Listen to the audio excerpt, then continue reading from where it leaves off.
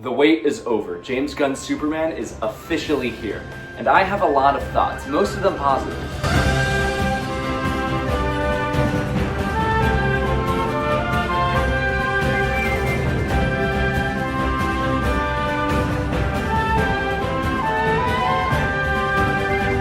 First and foremost, I should talk about the quality of the movie itself. This movie clocks in at about 2 hours, and it certainly feels that way, but there's nothing really wrong with that. A lot of stuff happens in this movie. You've got Mr. Terrific, you've got Guy Gardner, you've got Hawkgirl, Pocket Dimensions, Superman, Lois Lane, the rest of the Daily Planet, Lex Luthor, Ultraman. There's a ton of moving parts in this movie, and it's all managed super well. Rachel Brosnahan and David Cornsweet are Lois Lane and Superman. It felt like DC shook out a comic really hard, and it just fell out. The only time I've seen these two actors are in Pearl and Miss Maisel, and they were incredible in those. So, surprise, surprise, they're incredible in this too. Clark Kent in this movie radiates goodness. He makes you want to be a better person. I truly feel connected to Clark whenever he's on screen. I feel that he's in love with Lois. I feel that he cares for his parents. I feel that he cares for the planet. And that's what you really want from Superman. Not a god, a friend. Lois Lane is just as strong in this movie. She's more cynical than Clark,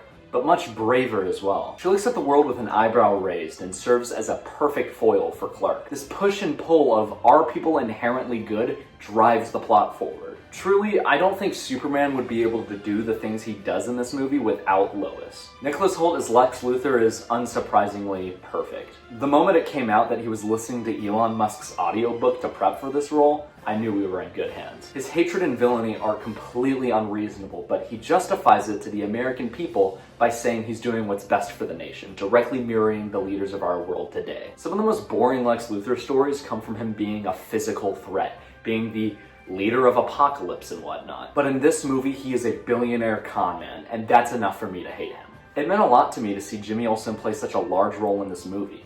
Theatrically, he has a history of being brushed to the side. In Batman v Superman, he was a CIA operative.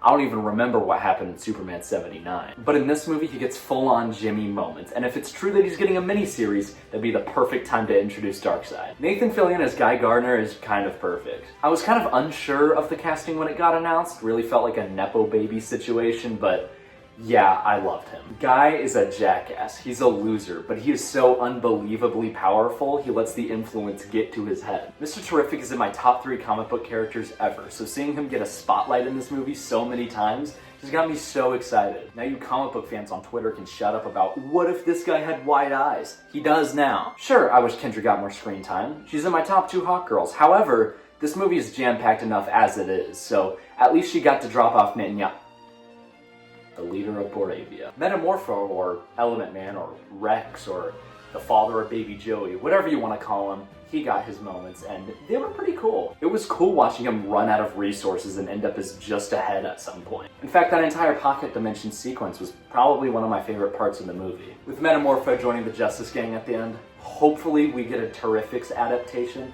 I love that book, and I need to see more of Mr. Terrific. The cinematography in this movie is incredible. I love it when this guy worked with James Gunn. I saw this movie in IMAX, and the proton scene made me want to cry. None of the visuals would have worked, though, without the incredible score. John Williams pops up again and again, but Superman's new theme feels hopeful. And that's what you really need from a Superman movie. You need a reason to believe in a better tomorrow. And Superman 2025 does just that. And it succeeds. It's an incredible movie. I give it an 8 out of 10. However, that's not the point of this video.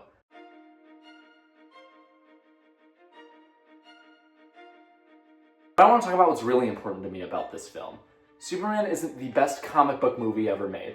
Hell, it's not the best James Gunn movie, but it is the most comic book movie I've seen, and that's important. Alright, realistically, when asked about a recommendation for a Superman comic book, I'm not gonna say, oh, start at Action Comics #1 and then go on from there. They're gonna be bored out of their mind. For most people, you'll start with All-Star Superman, Superman Birthright, Superman Rebirth, Superman New 52 for some reason. You start in an established DC universe with the Speed Force, Green Lanterns, New Gods, Atlanteans. That's what's gonna make this DC cinematic universe so different from the Marvel cinematic universe. The MCU is practically identical to our own, but with superheroes also. In this new DC cinematic universe, metahumans have been around for centuries, and that honestly might be easier for an audience to connect with. James Gunn meets us where we are. Sure, in 2008, Iron Man wasn't the most popular character, but if you were playing charades with your grandma and said Green Goliath, she'd say Hulk. People know what superheroes are, so we can put ourselves into the shoes of these civilians and see, alright, I can accept this reality. I want to see less MCU comparisons here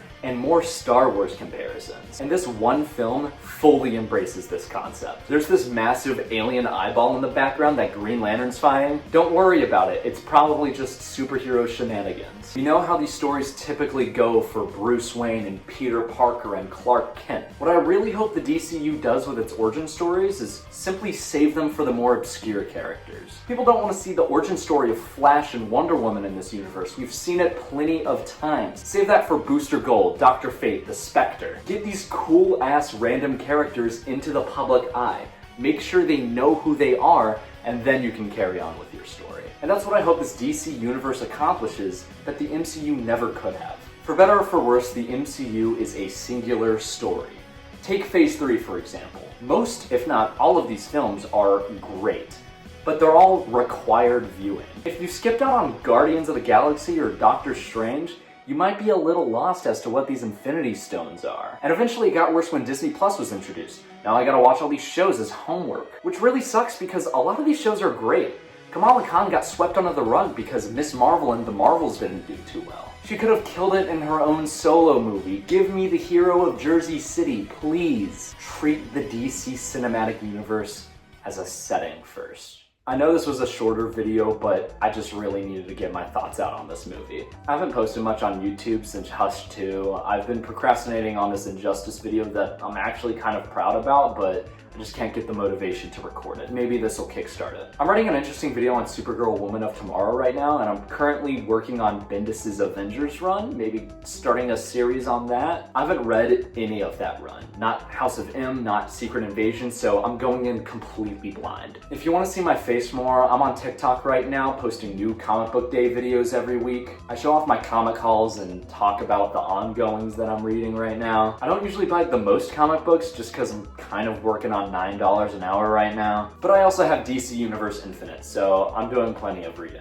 Alright, see you when I wake up.